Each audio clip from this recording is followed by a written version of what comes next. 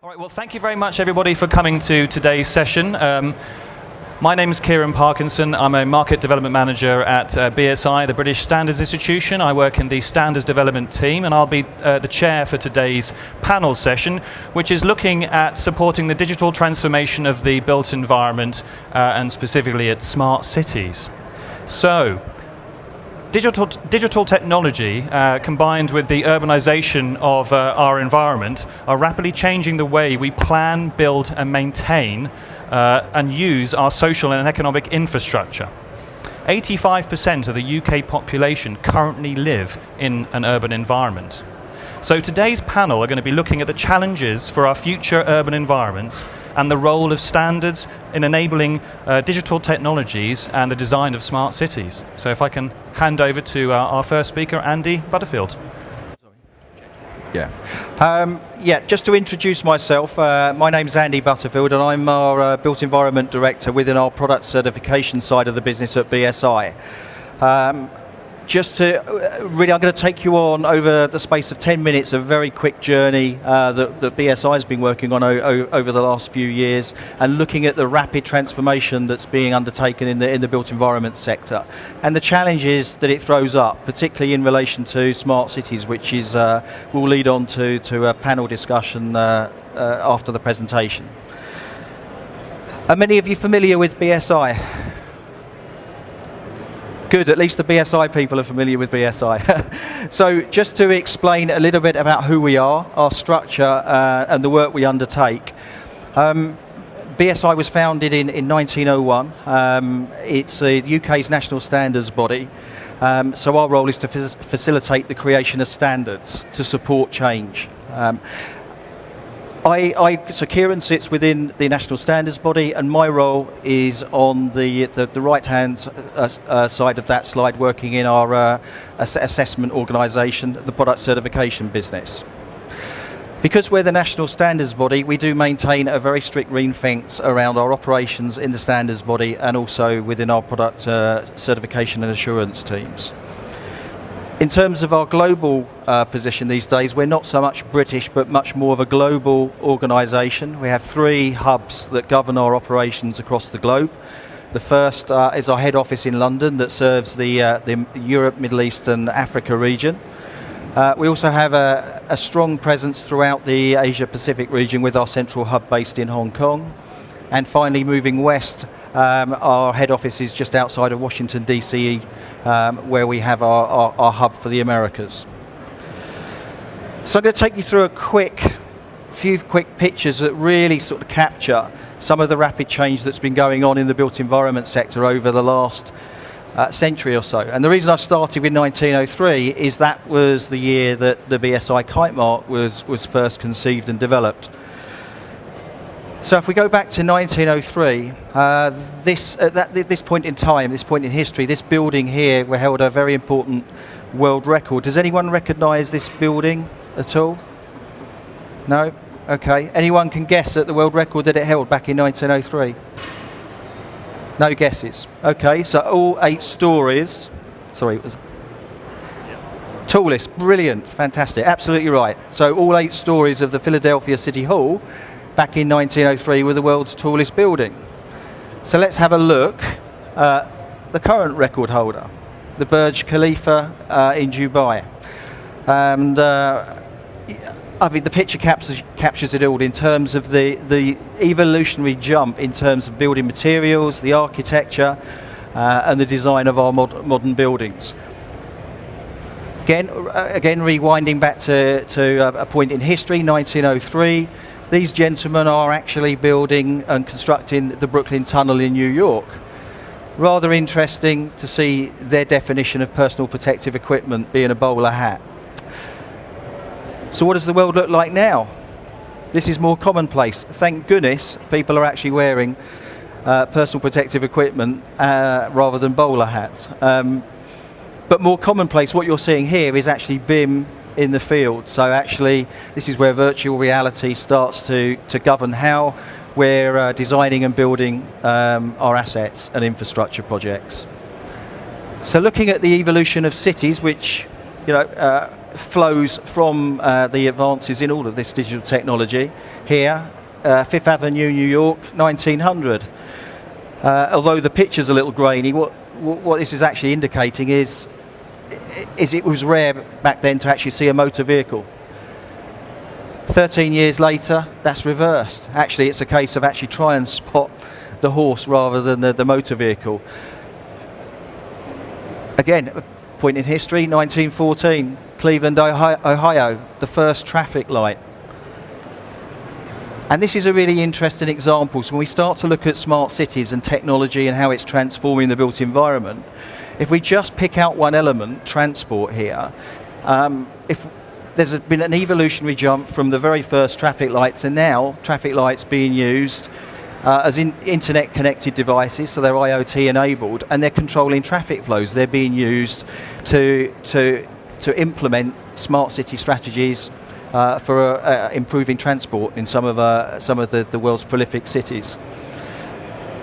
Moving forward, so where are we going next? Well, if we keep on the theme of transport, automated vehicles, fully autonomous vehicles, electric vehicles.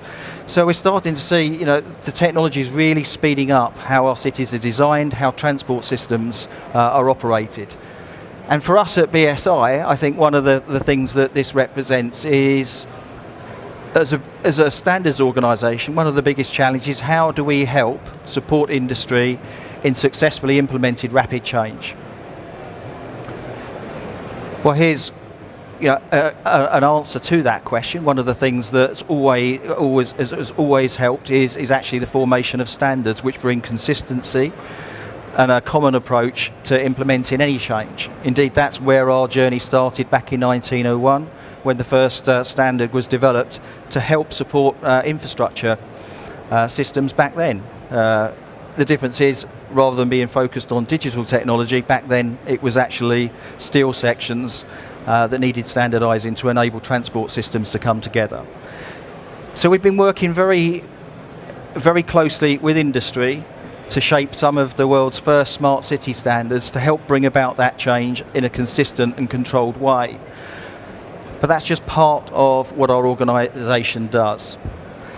If we look at the different components that we see that are driving some of this change, we talk about smart cities very much from a strategic point of view, setting the vision, enshrining that vision into a strategy. But there are several components really from a digital perspective that come together to help this transformation. So just to lift out some of the components, these represent some of the challenges that industry faces today. So I'll pick out information security for an example. That's a key area we're involved in. All this rapid generation of data that enables assets to be managed in a smart and efficient way and cities to operate in a smart and efficient way. We need to control the data flow. We need to make sure it's safe and secure. And this is something we've certainly seen time and time again with our involvement with building information modelling. So there's very much a convergence of different areas to support smart cities from really right the way up through from manufacturing, where technologies such as BIM are actually now impacting on manufacturing. Data, the fourth industrial revolution for manufacturing. Very interesting when you look now from a manufacturer's perspective. It'll be interesting if you look around the stands to see some evidence of this, but no longer do manufacturers just produce one product, a physical product. From a BIM perspective, they have to generate a second product, which is a virtual reality representation of that product to sit within the BIM space. So really we see a lot of convergence of these key issues that help to drive forward this change to enable cities to become truly smart.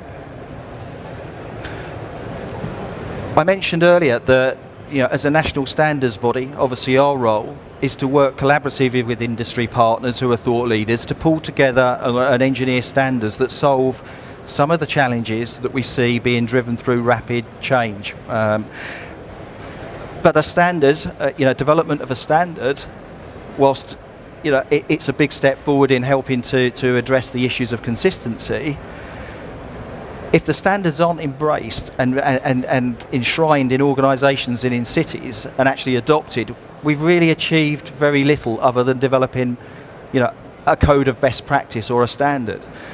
So my role, working with the product certification team at BSI, is to work collaboratively with industry on solutions that will help actually demonstrate adoption of those standards by organisations. So they're able to embrace the standards, embed the content, and actually bring about change for the better.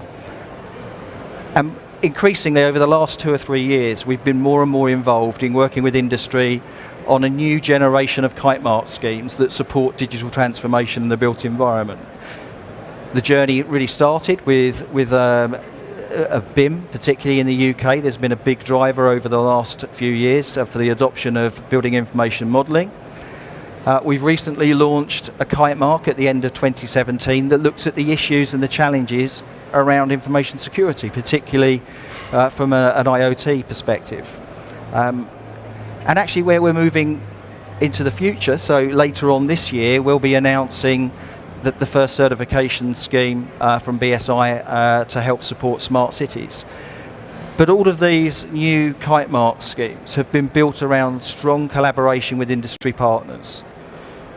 From a perspective of developing new standards and designing kite mark schemes and certification products that really add value to the marketplace, we always start with collaboration and dealing with stakeholders, not just in the UK, but globally.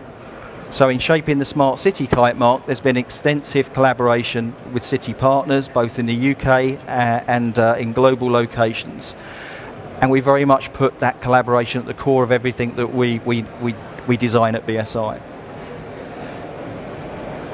So without getting too deep into the structure of the kite mark itself, broadly, it will be built upon the PAS standard, PAS 181, which defines the process for developing a smart city strategy, the implementation of that strategy, and the measurement of how that strategy is successfully deployed, and measuring and monitoring over time that the vision of the city is realised. And one of the interesting things when you start to look at smart cities particularly is from a standards perspective and from a certification perspective, the real challenge is just how flexible the systems need to be to accommodate different cities around the world that have different priorities, different visions, and different definitions of what it means to be a smart city. So before I hand over to the panel, so we have a discussion, just to reiterate the point that very much the way we design our kite mark schemes is through this collaborative workshop approach. We are finalising the Smart City Kite Mark, working with industry partners. So what we do as an organisation is very much, design solutions to industry challenges and problems. That's what BSI has always existed to do. That was our purpose when we were first developed in 1901, and that remains our purpose today and into the future. So collaboration is really, really important, to actually address what the industry issues are perceived to be. That's what we do within BSI. So on that note, I'm going to hand back to Kieran, and we'll go into just a panel discussion, really, just to listen to any questions you may have and consider some of the challenges presented into the future. Okay, right. So thank you, Andy.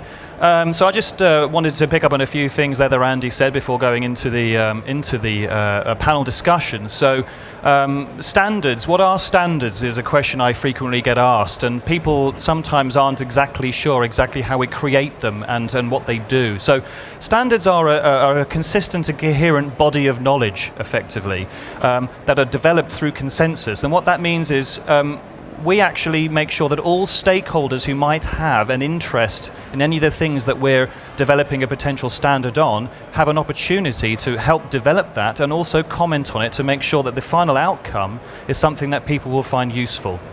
So when we're doing stuff around smart cities or building information modeling or connecting autonomous vehicles. I mean, there's a myriad of things that we're working on.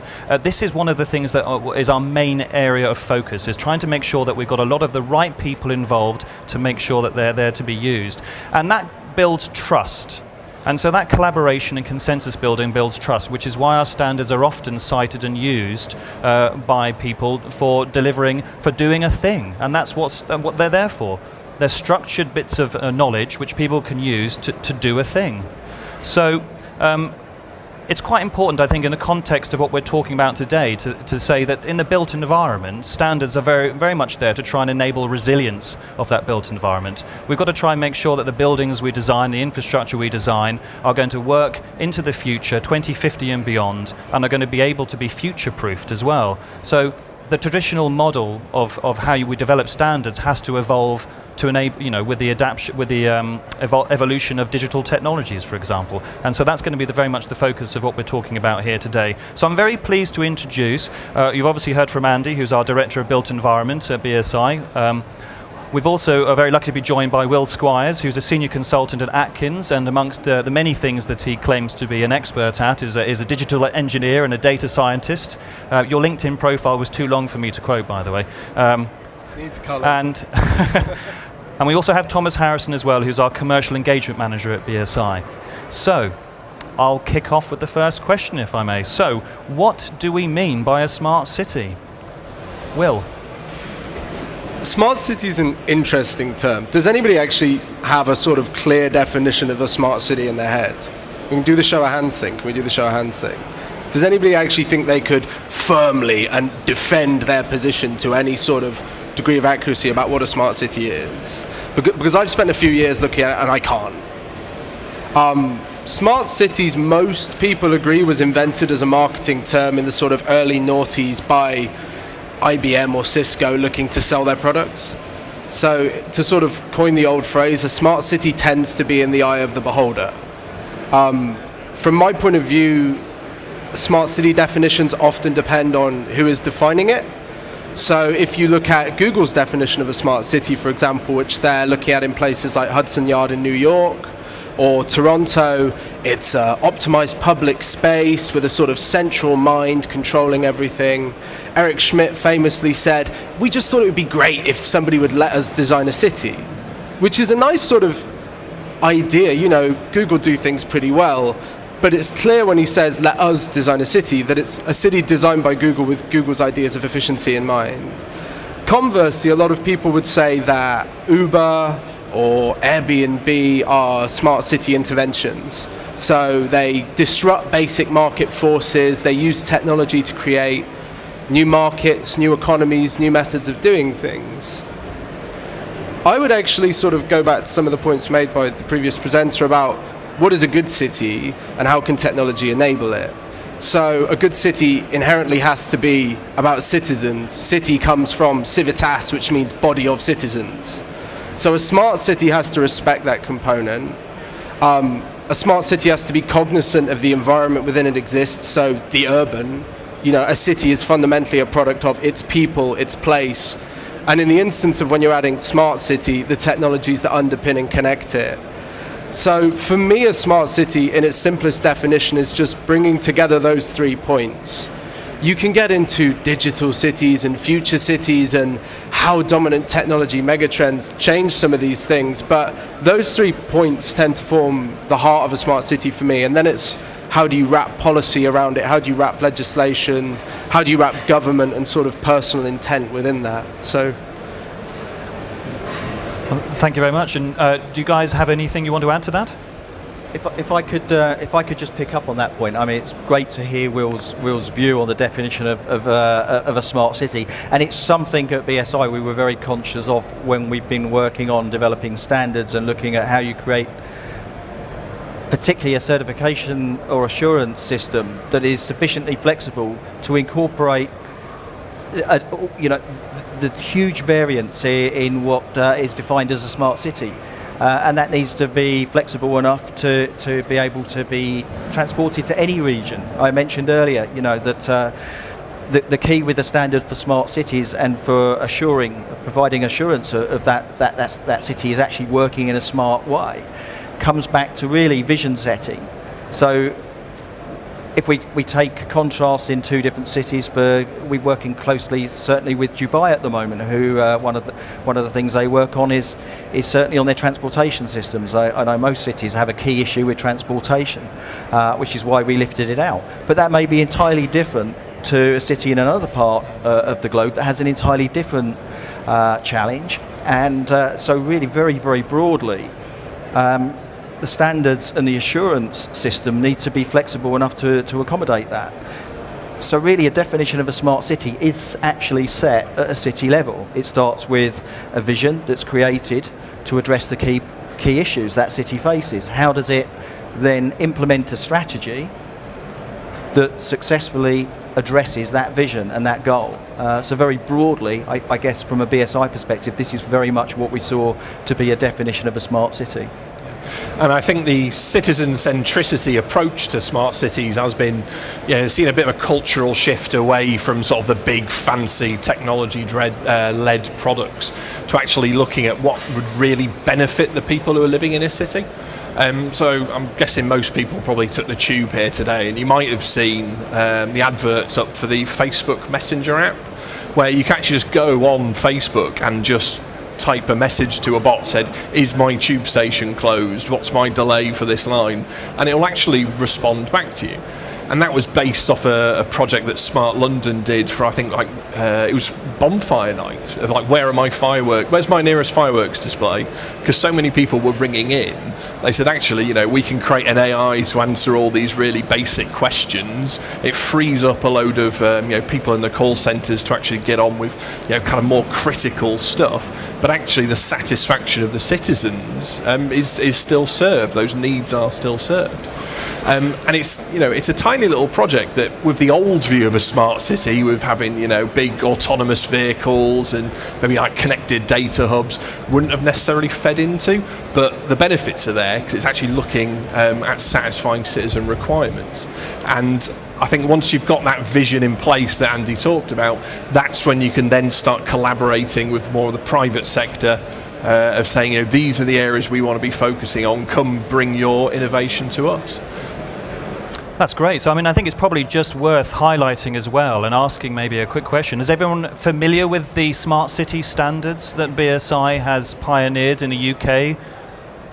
No? Well, so maybe that's one of the takeaways, is that we have developed a suite of smart city standards very much with a strategic focus on how we might think about a city-led approach to designing our future cities, and then turning that into reality. How do you then plan it? What kind of needs to happen to make that happen? And how do we connect it with existing standards and existing regulatory frameworks? So these standards are largely available for free as well. So if you go to our website and look for smart cities, you'll be able to go and have a look at these standards. And just to let you know, we are a global standards body, so these will become international standards, and we're in the process of converting a few of them as we speak.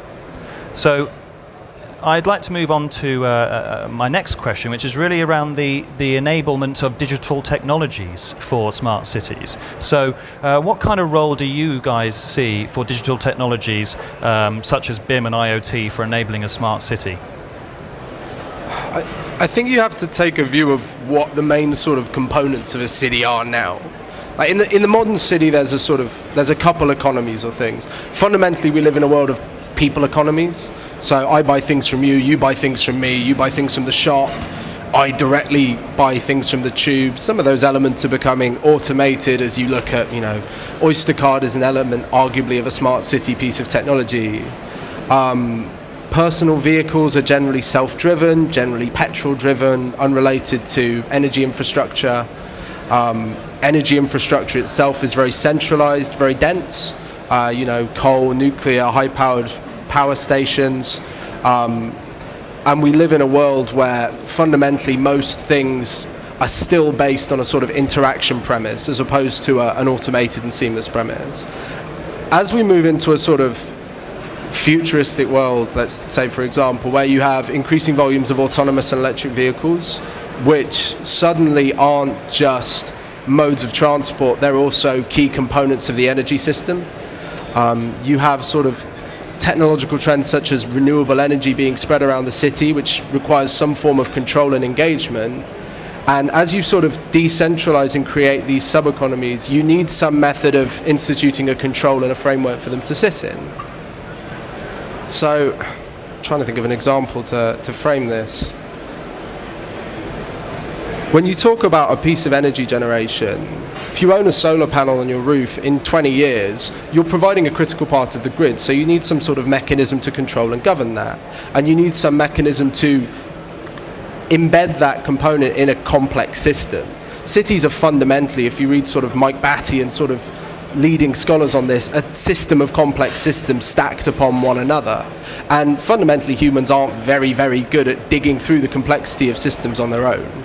They're good at highlighting emergent properties or sort of burrowing down and changing something and seeing how it propagates. But as you add increasing levels of complexity and increasing levels of rule-based pieces of technology, be it buildings that are sort of self-turning lights on and off, or cars that are self-driving, or reactive transport systems, you need to have some mechanism around controlling, administering, and bringing them into play. I don't know if you've got any views on it, Tom. Or yeah, and I think the IoT is kind of quite a critical component of being able to actually deliver all that stuff. Usually when you sort of say IoT to people, they just think, oh, it's connected to the internet. And that's not necessarily the case. It's kind of how can it communicate back and forth with some smarter decision making. So we talked about kind of autonomous vehicles, but we've got people who are going to be sort of driving to work first thing in the morning, driving back at work. If they're all charging their cars at the same time, that's going to put some really tremendous strain on the grid, a strain that really the national grid won't be able to handle with its current structure. But not all those chargers have to be active at the same time. If we're all in the office for 8-ish hours, why can't they actually be staggered? They can communicate with each other and say, I'm draining this much. And then, we've got one car maybe with 50% battery capacity, which could feed in to sort of take off some of that load. But then I think that's kind of where standards are going to be quite important, is we're going to look at stuff like the interoperability of all those devices. It's no good having, the charging network be talking one language if, your fridge is talking another, and they all can't say, EastEnders is going to come to an end soon. We need to free up some energy for the kettle. So, it can be quite an important part of the infrastructure, I think.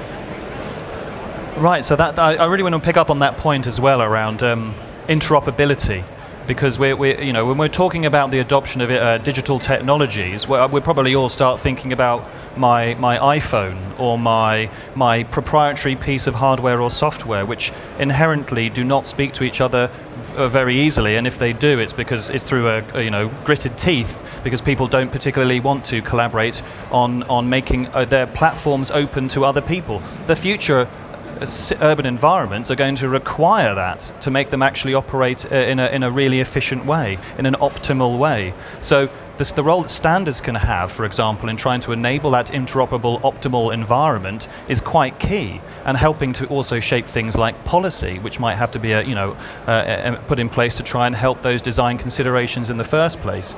Do you guys have any comments on what I've just said? I'm just looking over there at Will. I think there's another point there to talk about, which is about pace of change. Technology is fundamentally, in my opinion, moving too fast for cities. We just don't keep up with it enough. There was a good point made before about planning actively, and at the moment we plan 5 years later. When the plan's eventually developed, it's kind of out of date because technology's changed, an embedded component of it. That means we can't react quickly enough. Uber's a really good example of that.